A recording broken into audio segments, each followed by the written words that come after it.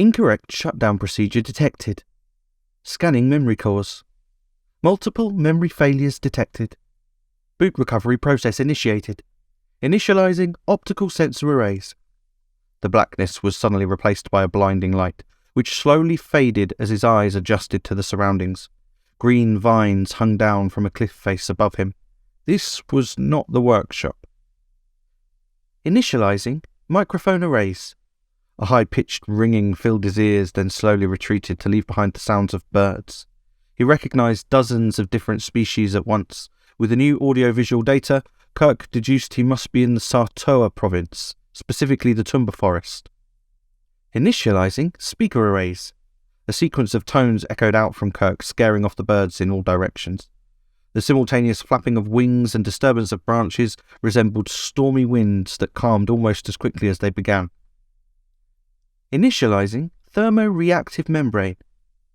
Freezing cold and blistering heat briefly interrupted all thought, before settling to a slight speckling chill that indicated a fine mist in the air. It was early morning. This was confirmed by the glow of the sun through the haze. Whilst waiting for his motion to be restored, Kirk set his mind to the matter of how he had arrived in his current position. He searched through his memory and found all records after Monday, 3rd of April, to be corrupted. Initializing dynamic movement protocols. Somewhat distracted by involuntary twitching all over his body, Kirk accessed his separate recovery system and found that today was Wednesday, 12th of April. Over a week had passed, of which he had no record. Kirk found himself unnerved by this. An odd sensation indeed.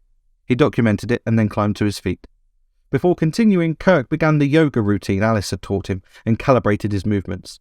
The benefits she had described became immediately obvious as his weight distribution had changed since his last activation. Kirk manually released a few twisted cables and stretched.